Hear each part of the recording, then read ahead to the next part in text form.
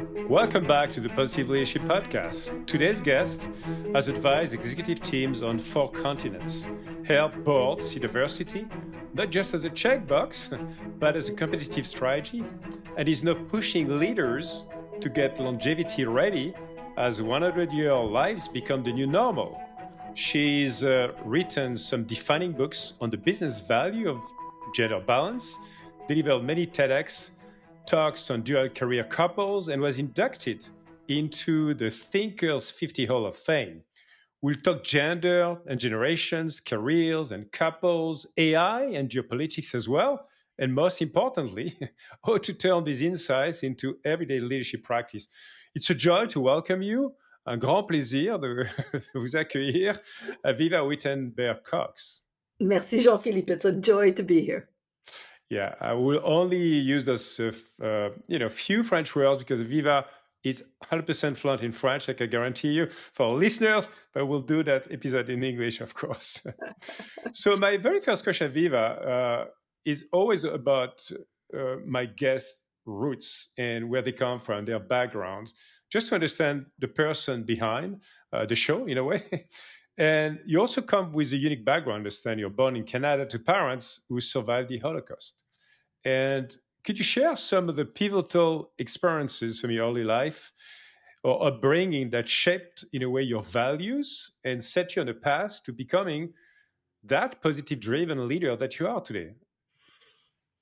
Well, so many experiences, but I think the roots, if you're looking at roots, were very, very influential. And I'm a pure, perfect product of my parents getting together. I was born in Canada, but of a French mother and a Swiss father,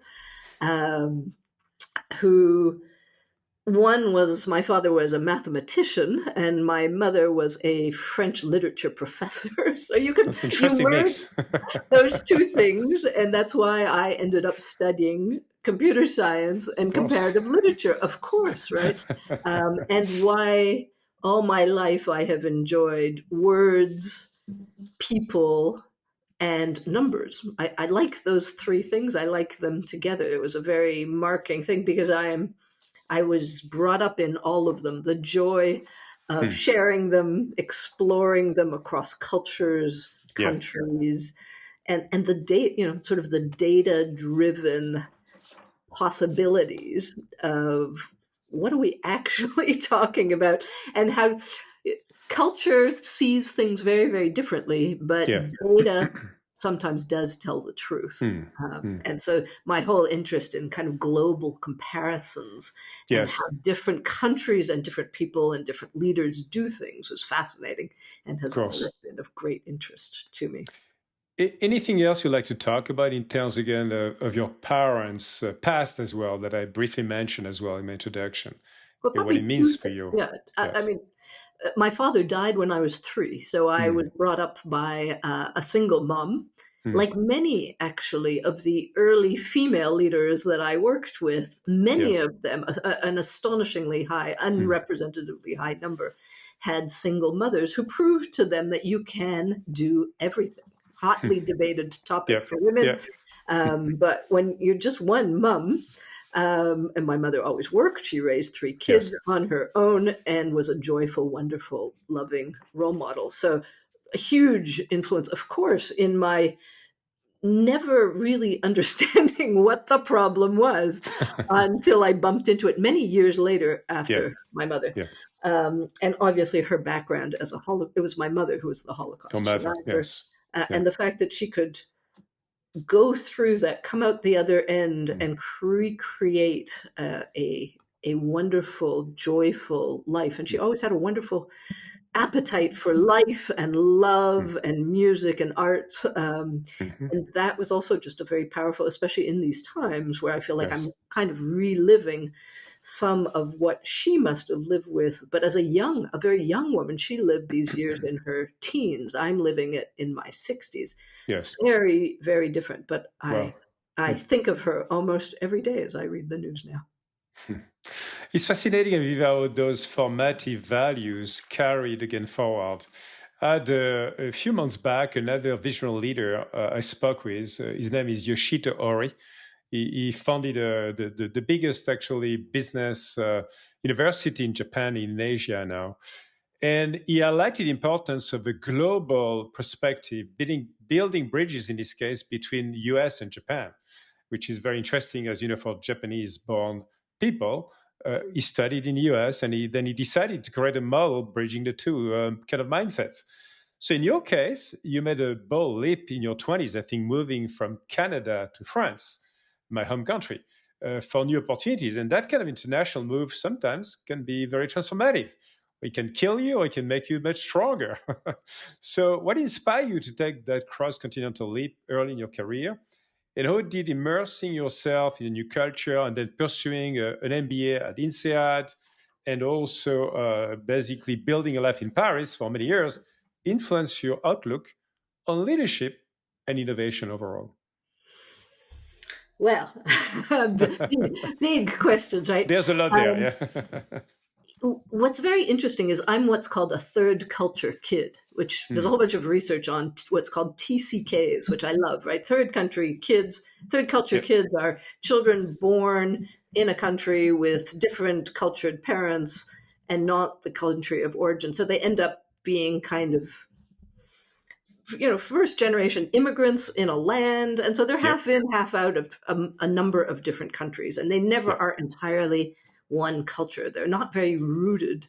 And so I would say my return to Paris in my 20s was actually a return home that I didn't even know existed, right? I grew up in French. My mother tongue is French. Yes. But I became anglicized over a couple of Of decades course. in Canada.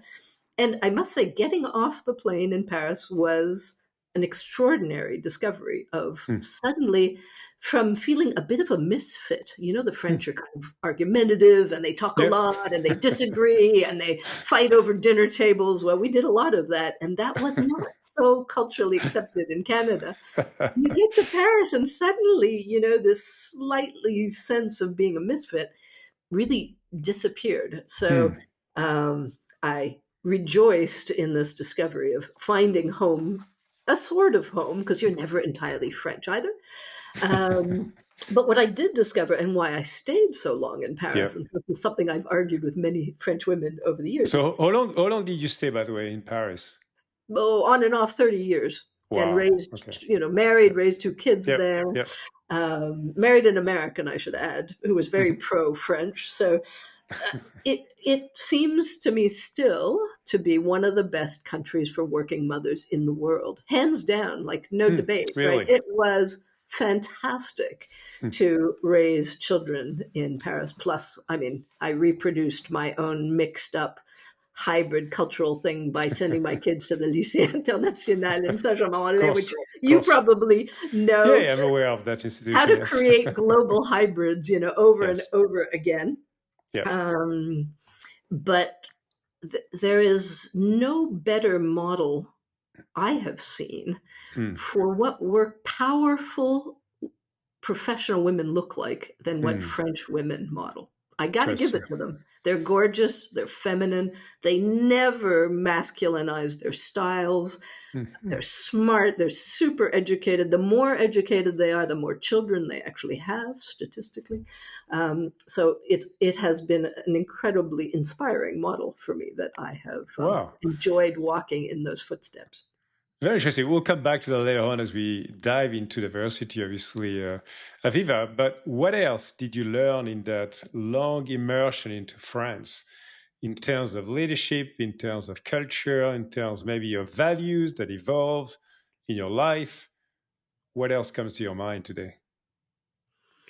Well, I think what I learned is that I'm not very adept at staying in only one country and working and thinking in only one country. I started very early when I landed in Paris to create a professional women's network that started in Paris. And then I started knitting together all these different women's networks across Europe. And we became a big one of the biggest professional women's network in Europe, and connected all these different European countries. And so the fun to me has always been the international mix, which is easy in Europe. There's lots of countries, they're right next to each other.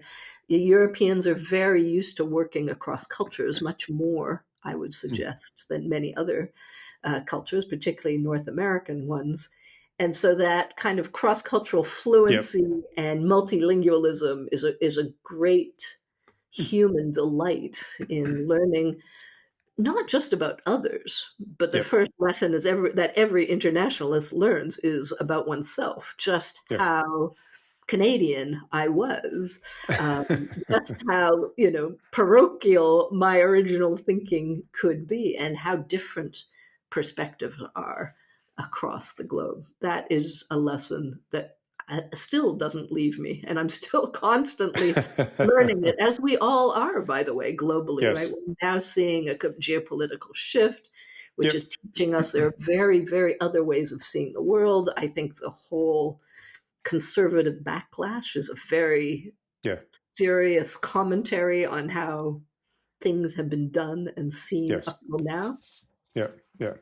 No, very interesting. And again, I think we'll have a chance to discuss some more about that.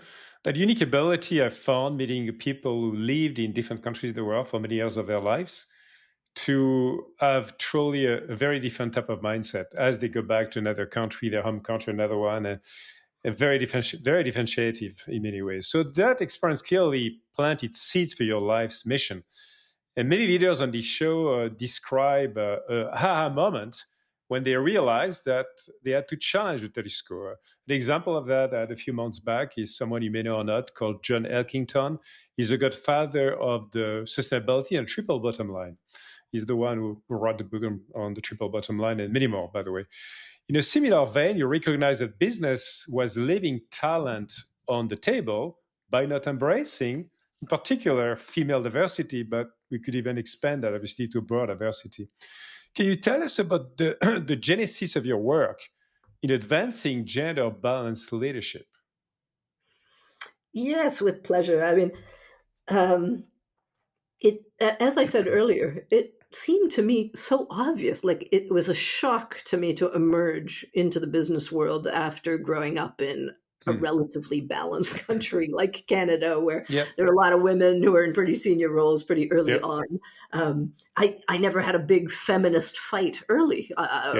By the time I got into these roles and ages and careers, they were trying to get more women in business. So, I mean, it was a relatively easy. And I never really quite saw what the problem was until, more senior roles or certain organizations or certain sectors or countries that were being very resistant to what seemed to me like a very natural progression of this massive move of women into the labor force and into the consumer base. And so when I went to business school, I went to INSEAD, as you said. There was only 17% women in the class at the time, which was already a bit of a shock. So all of a sudden, I mean, I had studied math and computer science. So there were 2 women in my class of 250 people in computer science. So and I had 2 older brothers. So I was kind of used to a male-dominated code. But as I saw all these smart women emerging into education and work next to me, it didn't make any rational business sense why we wouldn't use these obviously skilled and well-educated talent. And it seemed to me, a deep irony, because they always say that women are so emotional. Oh my goodness, they're so emotional and they cry and they do all these things. And then you watch how resistant some, particularly men, but some women too, can be to having more gender balance in their work. And it was a real education in emotional mismanagement and lack of containment. So I think I learned, and why I got into the whole topic was it just seemed a very matter of fact demographic shift that was transforming the whole globe, every country, every company. You could just look at the data on education. The OECD was doing those wonderful PISA studies. And I wasn't doing any predicting. It was just very, very obvious that this was going to come to pass. Um, and so in the same way that I Mm. love building, you use the metaphor of building bridges. I love building Yep. bridges between cultures. Yeah. It seemed to me that the problem in business was really about building bridges between genders. And so where Mm. I talked about multiculturalism and multilingualism culturally, Mm. I started to talk about gender bilingualism in management. We Mm. just need to learn better Yeah. what the differences between these groups are and how to work better together. It's not that hard. And I always framed it more as a leadership skill Mm. than an issue Yes. with women. I mean, I just Yes. don't, I don't see that we have to fix the women. We just had to adapt organizations to 21st century And, talent. and and what is that skill in particular you decided to focus on? If you had to pick one of those missing leadership skills at the time, what Yeah. would that be? I mean, I think it's almost exactly parallel to the cultural ones, right? Mm. If you have never been to America, you have never been to France, you have never worked with the Asians, the Chinese, Yep. you cannot effectively Yep. bring to bear their best points. Well, the same is true for men and women when you get organizations that are run by men, Yep. cultured by men, defined by men, serving very often male clients. You're not Mm. going to get a lot of understanding or even familiarity with women, what they want, what they don't want, what they like, what they don't like. I mean, it happens in couples Yep. too. It's as true at work and at home. Those are the two sides of this equation I find very, very interesting. And so I think the leadership Mm. skill is to familiarize yourself with Yep. the cultures Yeah. of these groups and the differences between them to be Yes. able to motivate people from any background. It reminds me in many ways of a wonderful discussion I had as well with someone you may know from INSEAD. She's still teaching at INSEAD, Erin Mayer, who is Absolutely. also who is also an interesting product of two countries in a way. It's a And very as you know, INSEAD message, right? INSEAD's yes, totally into this kind of mixing up. and you know, she named that in her book cultural awareness, and I think you could apply that term to all kind of cultural awareness, Yeah. not just international, obviously, which I've been relating to all my corporate life as well, because I was in charge of 120 countries for Microsoft for so many years, and traveling the world for 35 years of my life, and lost in translation in Japan and any other country in the world. So I was very much touched and sensitivized on that issue. But I agree with you. I mean, the same applies to gender. The same applies to all kinds of point of view in terms of cultural awareness. And I think it's, in many Yes, ways, and this is, yes, and I yeah, just like to add yes, that I have fought most of my career and have the way I worked on gender issues. As I never actually used the word diversity. mm, The error I think we made in yes, bundling gender issues yes. under diversity was a Mm. fundamental flaw that cost us this backlash we have now. When that Women, happened, actually, huh? that mix, if you remember, I don't know, at the time when that Oh, I'd term, say it was a corporate yes, mismanagement, yes, misframe, yes, mismanagement, and let's bundle all these people together. It's like yeah, ECG. Let's just bundle all the issues yes. we don't want to deal with too much together and throw them out over And there, and let's we'll check call it that B. box. Yes. We check that box. Women, the issue of this demographic transition we were in on Yes. gender was the rise of the rise of China, then the Yeah, rise of women, and now of the course. rise of the old. Right? These are mega global century shifts, Yeah. and women were.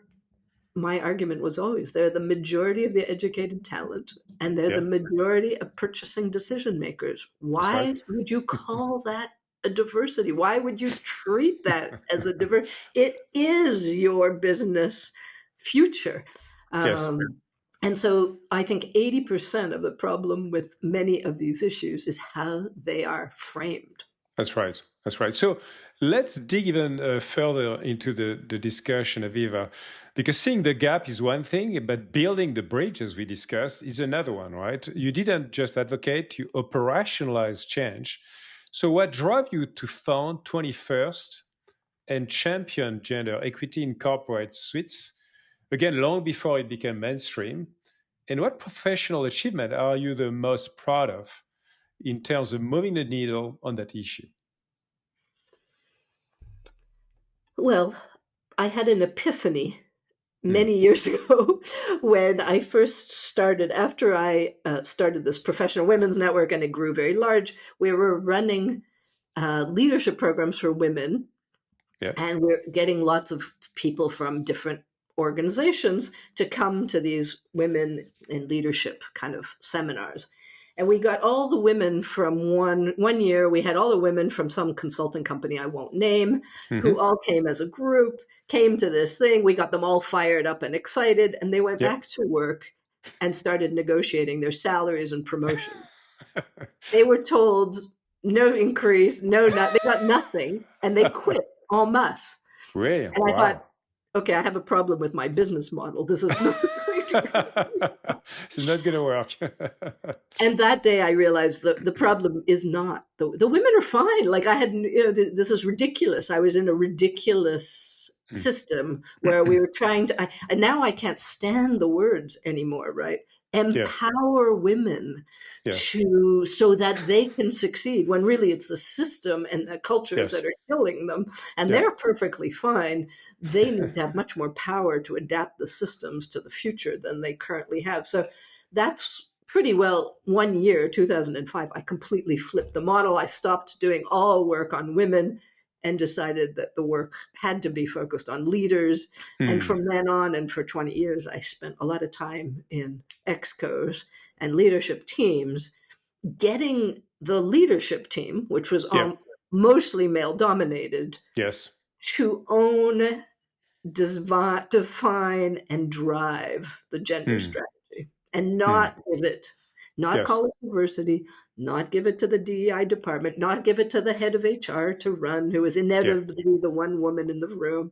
None Yes. of that. Like, it was helping leaders become much more this kind of gender bilingual, very effective leader. And what's so funny is they got really good at it. And when they get Hmm. really good at that, and then they build balanced teams and they see that the profitability goes up, the Benefits. efficiency goes Yeah. up, the results come very quickly, Yeah. they look good. Yeah. And they think it's a no-brainer. It's like, oh, okay, this is a bit easy, right? And Just makes sense. Hmm. I've had many male leaders come back to me laughing and saying, well, now I just walk into every team and just gender balance it because it's the quickest business uptick I Hmm. can get. So let's build on that because that seems obvious to you. I don't think that's still obvious to many people yet, by the way, in corporate life in 2025, so many years after.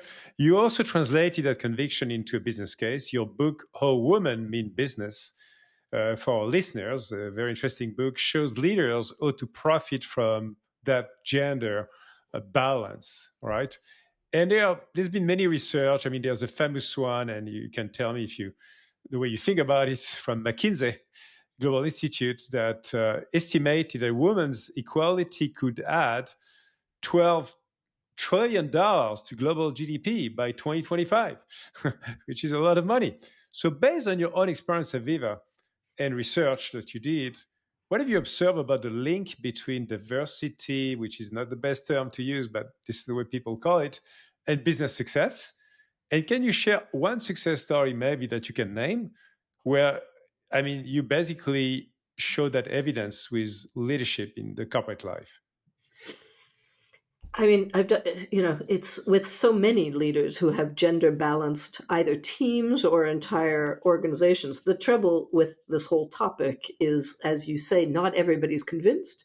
Yeah, And you need a CEO who's convinced. If the CEO of a global organization is not convinced, no way. you do, as you well know, you do several years of lots of work, and we can gender balance large organizations. And I've done a few. I won't name them because I think Yeah, it's not so friendly to my clients. yeah, yeah. Um, but yeah, we have gotten to 50-50 on a number of large global multinationals, partly because they had the data. They could Hmm. see that Yes. profitability went up, performance went up. Yep. I was just very pleased to be in Australia last month, and I was invited back to speak to Yep. them 10 years later on my new topic of longevity. My Hmm. first time round was on gender, Yep. and it was a delight to see in the top 300 people assembled for this conference that half of them today were women. And the Right. company was doing extraordinarily well. Thank you very much. So generally, I wish I'd invested a bit earlier in all the companies I was working with Would you because, name one of those companies that did really well on the long term and that has proven to be very successful as a business? well, I think West Farmers was the Australian firm I was talking about. Yep. Unilever was one Yep. of the first global firms to go to totally gender balanced. Yep. I think you've seen L'Oreal do great progress on Yep. these issues if we're talking about France, but also Yep. less classic ones like Schneider Electric. That's right. Mm. Not just the easy retail kind of companies, No. but also much more industrial groups have Mm. seen incredible benefits to their bottom lines. So yeah, I think I, it's not. This is not rocket science. I mean, Yes. Jean-Philippe, if I'm still having to argue, which I don't Yeah. anymore, right? I don't work with CEOs who have to be convinced of Yes. the Yeah. Of benefit. There course. are enough smart CEOs in the world who've had experience and have seen the impact on their Yes. bottom lines. And there is a backlash, and there are many people who are a little tired of the topic. I would say, in part, the way it's been a little bit hijacked by Yeah. a number of other interests, highly politicized, much more about diversity than I ever meant it to be. I mean, I'm sort of in these big demographic shifts, right? When Mm. you mix up your Yeah. messages, confusion, and as Yes. you can see, confusion, noise, victimhood, there are so many things that emerge that Yes. are not always relevant to the Hmm. country. As you well know, the Americans who adopt this DEI strategy and try and Yep. roll it out globally in every country, and you try and explain to the Malaysians what a black person is. It's insulting, ridiculous, and Hmm. inappropriate, right? So, So let me ask a follow-up question because I've been also involved in a number of those gender balance strategies in my corporate life and working with many big companies in the world. As of today, we've witnessed the fact that many global, I would say, corporate companies headquarters in the US have just killed their D&I teams and diversity officers and so on and so forth. And more importantly, are not tracking anymore the numbers. So one question to you, because in my home country, in France, there's been actually a quota on women as board members, which has turned to be extremely effective, moving from 6% of women on what is called the CAC 40, which is the French stock exchange companies listed, to 47% this year because of the quota, which was a legal obligation. And in a but way, the by the quota was same only time, 40%. They went above the quota, right? yeah, they went above the quota, by the way, yes, which is not the same, by the way, for the CEOs. We just have 5 CEOs of the top 40 companies in the country, women. So still a long way to go for executive team. That's a different, it's not a different topic, it's the same topic. But what do you think about those numbers, quotas? Do they matter? Do we need that or not? There's a lot of debates about that. What do you think? Well, I think yeah, yes, there's a lot of noise. Yes, it was extraordinarily helpful for a time. I mean, I think the problem was they shouldn't Yeah, last forever, right? They were a kick in the a backside of a lot of organizations. It wasn't just France, by the way, that did it. There was true. 8 different Countries. European countries. The Correct. Scandinavians, bless the Scandinavians, they always Yes. stood away. Yeah. But yes, in those countries, we can see that we've created Mm. a whole generation of gender balanced talent with incredibly successful, Yeah. effective, and impactful men and women in leadership, which impacts all future generations, right? So I think those numbers and those efforts. Now, the UK, where I live now, they can't, Anglo-Saxon worlds will never, never, never, never touch quotas. Of course, it's Yeah. like the devil Yes. emerging from the cupboard. And they're very proud that they did it a different way, and they've just Yeah. painfully gotten to pass 40% themselves Yes. by doing it, willingly, they Yeah. Yeah. say. Yeah. Um, Right. so I think the answer is it's partly cultural, right? If you're in a Yes. collectivist culture, we know about this Mm. from different cultures, Yeah. there's a little bit more Mm. acceptance Mm. of government direction and intervention. Yes. Right now, we're in a strongman backlash where the culture and what's happening in the U.S. is very unusual, right? The whole world is watching. Any company that did not buy the actual business case for gender balance now has carte blanche to get rid of it. That's for sure. Yes. But then, the smart leaders kind of get that this is a pretty important talent pool, and it's been pretty effective in boosting their performance. So talking about that international global theme as well, Avivah, I think you had a masterclass called Gender Balanced Countries, Companies, and Couples, which is interesting. We'll come back to the couples element later as well. I don't want to mix all the pieces together yet. What is your reflection? What's going on as an example between two very different societies, one in the US and the other one in China, when it comes to that particular issues? How would you describe where it's going? And how would you describe the types of leadership that are emerging because of that in China versus the US? Well, I mean, we could write several doctoral theses on that question and where it's going. And it's very hard to see now where it's going because the rise of women has been a 200-year-long story. I really recommend a book by Claudia Golden called Work and Family that really traced the epochs and generations of what Western women could do.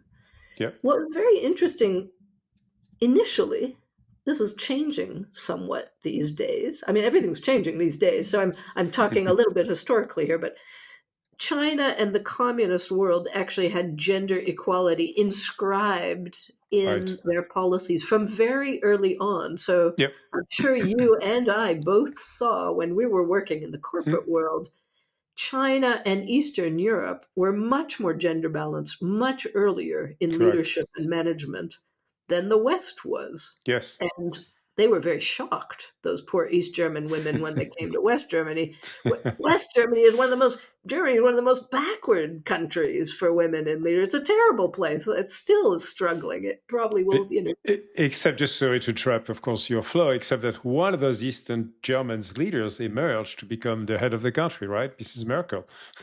But she would never have emerged from Western Europe, right? Yes, that's a very good point. Classic, indeed. Absolutely. Yes.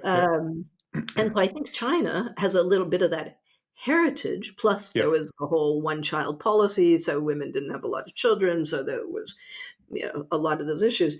And now everything's turning around, and Xi Jinping is now going to the annual Women's Congress, where he used to say, go women, fly, you hold up half the world. And now he's saying, go home and make babies because we don't have enough.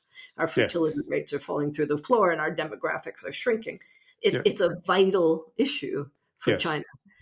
Nobody's quite, so this is where my topics come together a little bit. Nobody's quite understood the link between fertility and women's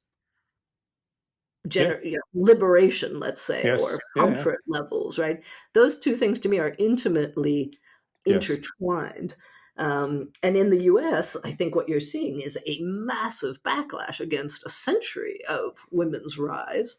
Women are now the majority of managers. They're the majority of professional service employees. I mean, they're more than half the talent of the country. And yet we have this extraordinarily strong backlash, again, quite bundled together with DEI. Anybody who's not white and male is now a little persona non grata. Businesses are going to have trouble running on that system. So we'll see. I think most companies are kind of putting their head down and seeing where the winds will fly. But I don't think anybody can really give up on female talent in a world that has our demographics. There are no more people. So we're going to have to use the people we've got. And I don't think AI is going to be enough of a replacement. I 100% agree with you. So let's get even more pointy on some of your experiences, maybe, Avivah. We often talk about growth in that podcast, growth coming from stepping outside of our comfort zone. Many of our guests talk about that in their life experiences, professional experiences. So can you share maybe a significant challenge or setback that you encountered in your mission to create, again, more inclusive workplaces? And what did you learn from that? If you had any setback. Well, I mean, strangely, I'm a little bit hard pressed to give a great story. I know I wish I had some really a terrible thing that ever happened, but I've had a few really recalcitrant, nasty managers who really thought what everything that I was saying was complete baloney. But I've only I made a very smart business decision that I didn't know I was making when I started my company 21st on this gender topic, is I did not realize my position and my mission would attract only CEOs who were smart, enlightened, and future oriented. There was this self-selection in the topic and the mission. So I usually went in with quite a good deal of support from the top. And then I had my fair share of, but I got kind of good at boxing with a lot of guys who thought I was really spewing nonsense. But you get good at it, right? And I have found over time that most leaders I've encountered are far more open to this topic. What they really hate is the way that it's often brought in, the frame that it's given, the people who are pushing it in the not effective ways. And so I think actually most of my discovery is it was a lot easier than people think. Whenever I would sell contracts and say, we can do this, we can get this topic to the exco, we can have them discuss it and define a strategy, most of the gatekeepers I would talk to, the HR, the D&I, the exco member, they say, oh, it'll never work, we'll never get it, they won't want to do it, they'll hate it, they're not interested in it. None of which was true. So I think my discovery is it was a much easier ride than people thought. Very interesting, very interesting. As opposed to many stories sometimes you hear from people and orgs. So Avivah, changing minds at the top is one part of your story, but another is how you lift others up beyond the boardrooms. In the previous episode as well, in many of my episodes, I got guests like Jeff Rex. Jeff Rex used to be he's a good friend of mine. He used to be a key Microsoft executive and CEO of Bill and Melinda Gates Foundation as well. He spoke about the fulfillment of giving back to the community. He has actually a big philanthropy with his wife and family. I'm also aware of your own support, I think, for organizations like Young Women's Trust and Women for Women International. So can you share a little bit about your philanthropic and social impact efforts? What motivates you, and how do those pursuits inform your leaderships? Can I make a parenthèse on the gendered nature of the question a little bit? Because I think it's very classic now in the literature on long and later lives to say that, you work for a time in a company like you did and you give it your all and you have no time to do anything. And then at the end, you turn your way to social impact. Well, that's a very masculine story, right? That's what men do. Most women, or many women, don't do their lives. Well, I started on my first career was social impact. My whole initiative was kind of, wait a minute, can't we fix this problem that we can't seem to gender balance our world? And so I think I've always supported young women. Now I'm very interested in supporting young men. I think there's not enough attention on young men. Why are they becoming so conservative? Why are they backlashing so much? Why are they voting to overturn governments in a growing number of countries? What did we do to that? What did we, I'm weeing on women. I think part of the way women drove this fight needs to be reviewed and adapted to be more, and I use this word intentionally, more inclusive of the other half of the population, because I think we've been very bad at engaging and working with men on the topic of gender balance. And so I would like to see and give back generationally to share the mistakes we made Yeah. so that the young don't make that. Mind you, the young say that they're no longer male or female. So, we have a different issue. Discussion. Would you mind just calling out maybe one of such many social initiatives that you led along your many quarters of life? Well, my favorite one right now is I'm a member of Week Capital in Senegal, which is a What is that? brilliant association of 100 amazing Senegalese female leaders who've gotten together and created a fund to fund business entrepreneurship in West Africa among young women. There's a continent that still needs a lot of work on gender balance, with some extraordinary women leading the way. And it's really fun, to be investing and accompanying. And there I'm in the complete minority because I think almost all of them are Senegalese. And I'm a very lucky northern white lady who's allowed in. Wonderful. So your work bridges professional and personal spheres for a long time. Your TEDx talk, Conscious Coupling, Managing Dual Careers, highlights a lever that leaders often overlook. How do you see the relationship between our home lives and our work lives in the context of leadership? And what advice do you give to leaders trying to balance again a demanding career with a partner or a family? That's a big question, I know, given all the work you've done on that. Yes, I mean, the popular Americanized version of that is kind of work-life balance, which I know. kind of laugh at, right? Because I Yeah. was brought up by a single mother. She didn't balance all that much, right? She worked a lot, and she did what she could, and probably it wasn't perfect, and we still survived, right? Yeah. So I think my whole issue on what happens at home is a predictor of what happens in the world. So I have long said, and it was one of my most read Harvard Business Review articles, which is really kind of sad, right?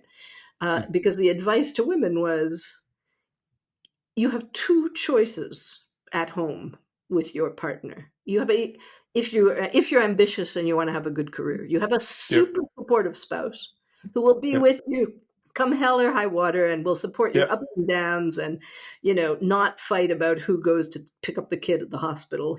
Somebody's going to do it. Or you have no partner. Those are the two options. There's no option in between. All of the people in between, all those sort of maybe, and we're going to fight about, whose turn it is to do something, those don't work. They undermine women's leadership. It makes it incredibly hard. It tortures everybody. It makes career and work antagonistic to parenting and life, which it isn't. It's a very cohesive whole for most humans. And I think we need, in most couples, two people who understand that. And again, I think that a lot of the conversation tends to be a little more conflictual than it should. We do too much career planning en parallèle rather than really coming together. So I see it again now in my current topic of longer lives and late careers. Yes. Men and women emerge into their 50s and 60s very differently. It's a very gendered time. And, men have classic careers where often they're tired and they'd like a rest or retirement. Women are often only just getting past all their duties, the children, the parents, the juggling, and they finally have time and they should be flying and promoted and traveling because now they can. Yes. It's just that not very many companies are ready for that shift. Very interesting. I guess we should do more parenting or couple coaching in the corporate life as well. I think it would certainly pay back because it's quite an expensive thing to have your senior leaders divorcing, right? And I don't know if your listeners know, but divorce rates have fallen over the last 30 years very consistently. But the one place they're still increasing is in the 50s and 60s, where it's mostly women. It's not the midlife crisis stereotype of the man leaving his wife for his secretary. On the contrary, it's 2/3 of people who leave their marriages in the 50s and 60s are women who want to go and enjoy this new period of their lives. So let's open that new period of life. Let's get there, Aviva. Let's widen the lens again to the next frontier you've been mapping into generational balance and the age revolution. After decades focused on gender equity, again, you said leaders need to pay attention to age and longevity now. So what sparked your passion for longevity and age diversity topic, and what parallels do you see, if any, between the push for, again, gender balanced leadership and age balanced multi-generational workplaces? Well, again, I mean, the topic came to me rather than me coming to the topic. Yes. We are born in our own eras, right? And so I was born in the era where women were rising and going the edge, and so that was a very obvious wave. Yeah. Now I'm aging. I mean, I was pushing 60 when I read the 100-Year Life book by Linda Grattan and Andrew Scott. And it was like, oh my God, it's the next wave, right? It's this phenomenal global demographic shift, a combination of extraordinary life extensions of 3 or 4 decades just in the past century, combined with this very gender topic of the dramatic decline in birth rates all across the world.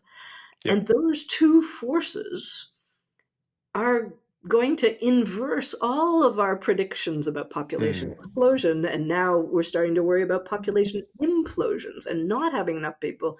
And we're starting to see countries start to shrink demographically, which means less futures. I was just in Italy last week, and you can see an aging society with no children. It's quite a sight. And we're not prepared. It's very much absent from the business agenda for the moment. It's very interesting how absent it is. And I think it's up there on a par with climate and AI as the revolutions shaking our world. So indeed, actually, we start seeing that too few of them. Some companies appointing Chief Longevity Officer. Yes, that's a new title. And there's growing evidence that, again, multi-generational workforces boost adaptability and growth. So what kind of changes do you think do organization leaders need to make to become truly longevity ready? And how should they support and leverage colleagues in their 50s, 60s, and maybe even their 70s? And what misconceptions about older workers do you most often have to dispel? So what's your worldview on that, Aviva? I feel a little bit like Groundhog Day. You know, it reminds me, like, I've been here before, just on a slightly different topic, but it's almost exactly the same thing, right? I mean, there was this extraordinary world dominated by men, and suddenly you had half the population arrive, and it was older. Now we have the business world mostly dominated by what I call people in Q2, the second quarter of life, the years from 25 to 50. And suddenly the world is rebalancing demographically so that you now, I think, will see emerge and grow half the talent and half the consumer base, by the way. Yes. Which will be in Q3, which is the 25 years after 50, which we ignore. Companies try and get rid of people still. We're very ageist. We don't understand this shift. And yet in the data, particularly in Europe, this is pushing towards half the working population at a time when in many countries, half the people over 50 are no longer working full time. Correct. And if we're talking consumers, we completely ignore people who are over 50, even though they represent the vast majority of the purchasing power and the assets in all these countries. So again, it's a strangely irrational, not very difficult to understand. You put these numbers in front of an exco and they wake up. It's very interesting to me why it's not there already, and who needs to be the carrier of the message, because some people are more or less credible. So who should be the messenger indeed, and what should be the key? What do you think are going to be the key triggers anywhere in the world to actually change that workplace reality and make that third quarter of life real and actually as a growth factor as well? Well, I think there's multitudes of stakeholders now starting to activate, especially post-COVID. I would like to see business Mm. schools really Mm. step up because I think Interesting. it's governments are on this, individuals are on this. The missing link is companies and private sector is not yet entirely Yep. waking up. Yep. And so I think business schools have a huge role to play. I've started a longevity leadership program with a colleague in Lisbon, which is Yep. a 5-day deep dive for executives to help them become longevity literate. Um, Yep. we will be presenting this program to business school leaders at EFMD this year, and I hope it will spread. What we have seen the spread of, which was my other interest in this, is the individual side of the Yep. wake up. And I went to do a program at Harvard as a 60th gift to myself called the Advanced Leadership Initiative, which is also called the old program in my vocabulary. And Yep. it was meant to take, senior leaders and repurpose them for a next chapter that could be quite substantive of decades. With Yep. all the money, networks, knowledge, experience that they had, how could we focus them on some of the big challenges in the world? And Harvard started that Yes. 15 years ago. And now it's spread to about 20 or 25 other universities globally. The Europeans have just gotten in there with Oxford and Cambridge. Singapore is the latest addition, so it's now spread to Asia. And so I think we need our whole higher Yes. educational system to To adapt to embrace. these longer Yes. lives, not just to give us art classes and piano lessons when we're in our 70s, but Yeah. AI and new business ventures and how do we Absolutely. start companies. It's coming, but it's slow. Yeah, I love it. So let's turn that into practical guidance, which you do, by the way, in your Four Quarter Lives podcast. What are your top nuggets and wisdom for the third and fourth quarters? I know those are two different kind of segments of life. And what should younger professionals do today, if they should, to set themselves up for a thriving 100-year life? So, two questions in one, I guess.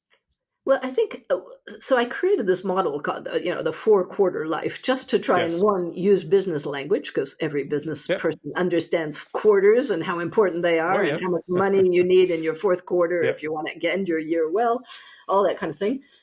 It seemed a very easy division. You don't have to be a math graduate to get the Yep. 4 25-year chunks. And I think I don't work too much yet on the fourth quarter, which is the years from 75 to 100, because I'm not there Yep. yet. I'm interested in it, but I'm not very specialized, although I'm Okay. very interested Okay. in end of life issues. And I would love to have the right to die when the time comes. So that's my current interest in Q4. Yes. What I'm particularly working on is the complete focus of the entire work world on Q2 Yes. and how to extend the aperture to include Q3 as customers and as talent. Those are the two sides of that equation. Yes. And so the message is, depending where you are, for Q2ers, if you're in Yes. that first half of adulthood, it's relax, relax. Don't, especially women, right? Don't try to think you have to do everything by the age of Yeah. 50, which almost anybody who's 30, especially if Yeah. they're in tech, right? They think they're over the hill by the time they're 35. Yes. They have untold quantities of time ahead of them that they don't imagine, don't understand. And because we're not yet very skilled at rebranding older age, it's Right. not very attractive what they see ahead. So there's a big challenge in making Q3 more attractive, more aspirational, much healthier and Yes. more engaged Yes. for Q2ers, so that Q2ers can we want them to have babies, right? We would like them to get married and love somebody and create families and communities and not Yeah. just disappear into the Yeah. hole of work, which is often what they feel forced to do. To Q3ers, Hmm. what's interesting is to get them as early as you possibly can, so late 40s is very good, and wake them up to the fact that they have this new thing called Yeah. Q3, which our parents didn't have. It's never existed in human history before. It's these 25 years after 50 Hmm. that are going to be increasingly healthy, Hmm. and you can recreate, reinvent, do new things, start over again, or keep going on doing something you love. Yeah. And it's that narrative we need to create, even for the French, who are extraordinarily recalcitrant. And you understand, the French are very attached to the old three phases of life because nobody's Yes. talking in About the an force. aspirational, attractive way of Yes. what this new Q3 could be, could Yes. gift us if we use it well. And it can be a wonderful time of life. How we pay for it, how we manage our health preventively so we navigate it Yeah. well. These are the challenges for governments and civil society going forward. Indeed, I wish that our national government right now would talk at this level. But it's a different story. I'm not going to open the discussion on the government issues we have right now. A few years back, as I was entering my second mountain, Avivah, not my third quarter, but I was using the term second mountain in reference to this wonderful book from David Brooks, that I'm sure you know. I was reading this article, which I'm sure you well know, from HBR, which was talking about our life strategy. And they were basically making a parallel between running a portfolio of businesses and running a portfolio for your life. And I did the exercise myself, which was really interesting. I had kind of done the same a few years before, but in a different way, where you look at yourself, the why you're here on this planet, your mission. You look at your passions, your strengths, the thing you love, the thing you like to change the world, maybe, and then you come up with some kind of a north star where you want to go, and then you get into the practical, actually activities that you are to spend time on, and then you really manage that in your calendar and time management. So it's actually a very good article to I would advise many people who are retiring from their corporate life. So what is your own life strategy given the way you've been writing, but more than writing, driving your life, and how would you advise listeners to shape theirs as they move from the second quarter into the third and maybe the fourth? Yep.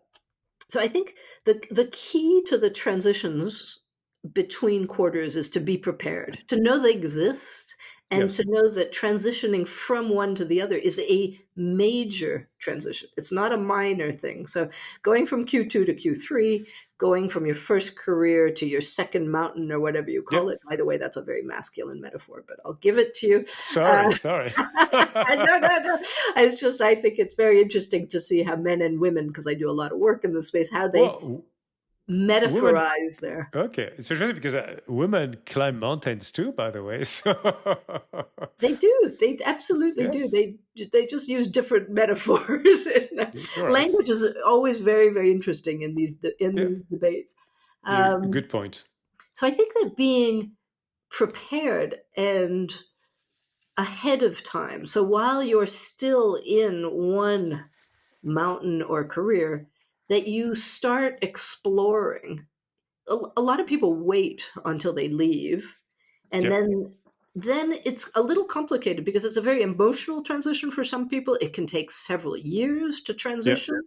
Um, you asked me what I did. I went to school. I went back to Harvard for a year. That was a Mm. nice, safe place Yeah. because Yeah. the gift of the university programs is they get a community of people who are Mm. like-minded and changing together.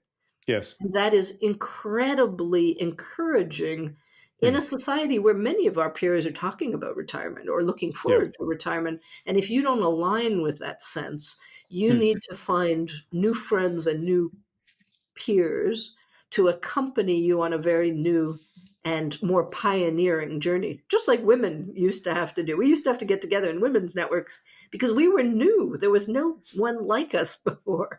Yep. Now I think there's a new Q3er who are creating these communities. And I think because for the moment, again, the corporate world is quite ageist, it's quite hard to find another classic job. Yes. Part of the key is to make your own. And I think AI is the great gift here. We are aging and having this challenge of reinvention at a time where there's this astonishing tool that can give us a whole team for nothing that can help us recreate new ventures, online sources of revenue, and all kinds of things. Wonderful transition. It was actually my next question. Avivah, you're reading my mind, which is amazing, because indeed, and for someone like myself who spent 40 years in tech at Microsoft, and I'm still, of course, very excited using AI every day in my life in my different ventures, initiatives. We can see that AI is definitely reshaping. You could say the world, the economy, the workforce, relationship between people as well. And I had one of the guests actually recently who is a computer scientist, a PhD. Her name is Dr. Raina El-Kalyubi. And she's also launched a venture on humanized AI and the way that AI is actually can actually have an impact on empathy. Yes, I know some people could say it's crazy, but it can. And anyway, I love to hear your viewpoint. You just started on that discussion. How did you see AI and emerging technologies impacting leadership and inclusion along the different quarters? You just mentioned it's a wonderful tool for people getting to the Q3s of their life. But what about AI maybe enabling a more inclusive workforce, a more natural cultural awareness that we are discussing together? Is it a dream or is it dystopian? Oh, it's both. It will be a both end. The answer is Yeah, always it will be both. It's always yes, been both. Every technology we've invented has for sure. good sides and bad sides. It's been used both for good and tremendous evil, and this one will too. And so, will it be used for inclusion? Oh, it can be. It can be very easily trained and programmed for inclusion. It can also be extraordinarily well trained to exclude and to select very carefully. Yep. And it will do both. And that's depends on your government and who you elect and what you want it to do and what values we fight for and defend going forward. One of my concerns is tech is still one of those sectors that remains extraordinarily male dominated.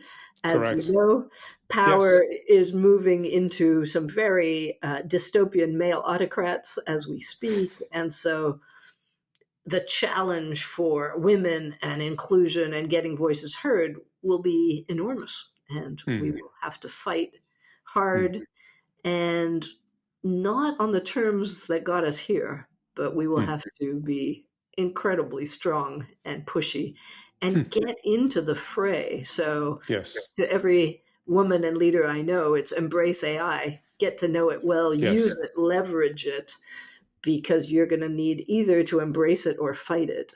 And whatever side of that equation you end up on, you're going to want to know how it works. Love it. So beyond technology, leaders are also navigating climate disruption, geopolitical uncertainty for sure. One of my guests, Anna Ritchie, who is a data scientist, environmentalist, you may know from the UK I love actually. Anna Ritchie. I read her Yeah, almost every week. okay, wow. She's doing a wonderful work. And she called that defiant optimism grounded in data, actually. So, how do global challenges, again, like climate change, geopolitical tensions, influence your own view, again, of leadership? Well, I mean, I think it's a time for positive leaders like you to commune together. I mean, the Mm, first reaction I have is gather with people who share mm, your values, even if your values are just listening to different values and yes, talking about mm, them as yes, opposed to judging and exclusion. So I think we have to be a little bit, the classic sentence, we have to be the change we want to see. I gather leaders who want to be modern elders, who want to help future generations, who are very engaged in a certain activist, positive, still determined optimism. I like the words. Yep. Because there's no point in just going down and saying it's hopeless. Yes. And I think the younger generation desperately need Mm. us. I think they Yes. are nihilistic and pessimistic. And Mm. when you've seen some of the ups and downs that we have experienced, older people have perhaps just a little bit more sense that some of us will get through. But a lot of getting through will be very hard and making some really Yeah. hard choices. And also seeing a bit into the future and being prepared, not blocking it out. The temptation is it's too terrible. I can't look at it. Yeah. Mine is keep your eyes wide open. And Yes. Yes. So, Aviva, we're coming almost to an end. Last couple of questions. And last couple of questions, usually love to talk about the future as well and the way it ties back to positive leadership that you just nicely mentioned as well. You've been recognized for foresight and impact. So let's zoom out to 2035, so 10 years from now, okay? So if you picture the year 2035 at its best, what do organization leaders look like in your vision, especially when it comes again to balanced teams, empathy, purpose, and more, and probably Q3 and Q4 as well, given where your energy is going? Tell us about 2035 in your mind. well, in the optimistic mind, Yeah. 2035 would be a time where we've really embraced the idea of in becoming intentionally intergenerational, that we're going to have a generationally balanced demographics for the first time in human history. We'll have as many people old as young, and we will have figured out how to adapt health systems, wealth systems, insurance systems Yeah. to ensure these people are healthy, engaged, and contributing, whatever that may mean, alongside other generations, not excluded, not off in some strange corner. Yeah.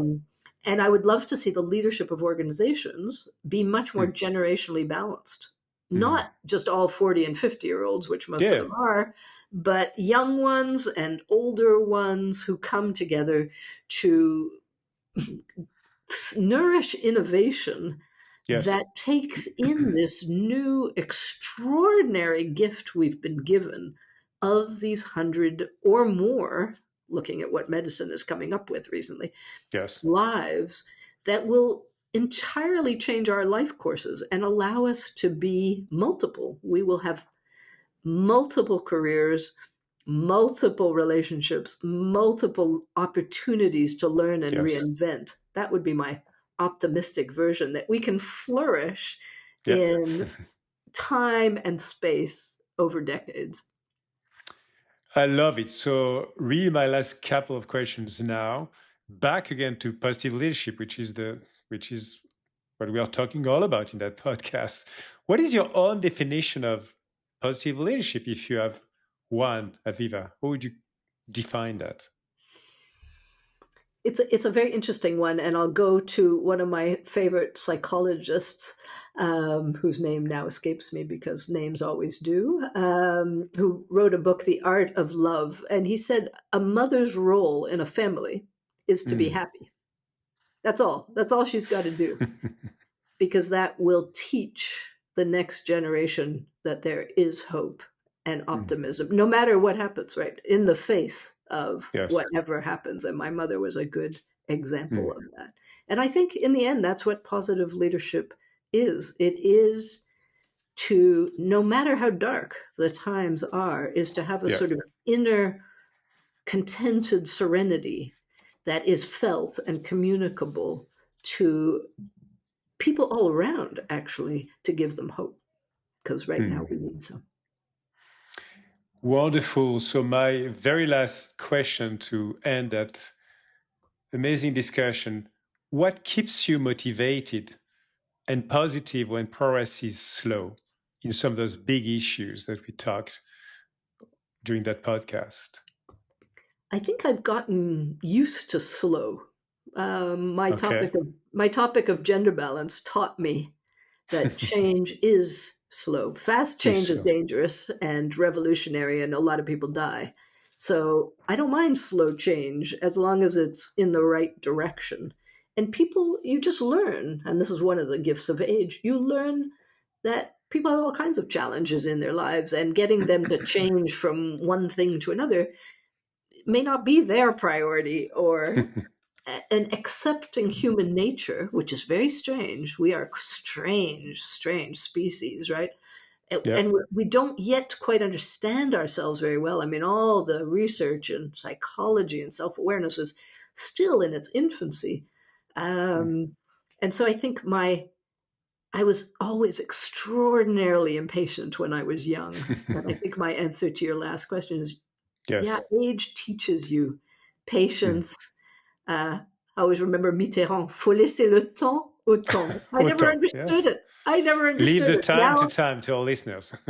Now I understand it's some Yes. things just take Be time, and you patient. can't shove them in people's faces before they're ready. And we've done a little too much of that in the last couple of decades, and we are suffering the consequences. So patience will be a really key part and one of my hardest lessons in positive leadership.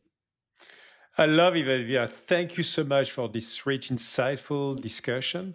From your formative years to a bold vision again for more balanced, human-centered leadership, intergenerational leadership as well. And to everyone listening, of course, thank you for your continued listening and feedback. Please continue to share your feedback on different podcast platforms. And if you enjoy this episode, feel free to put some 5 stars and rating and some nice comments as well. And you can subscribe to the newsletter, obviously, and go to my website, jpcourtois.com. Thank you so much. Take care, and we'll be back together in a couple of weeks.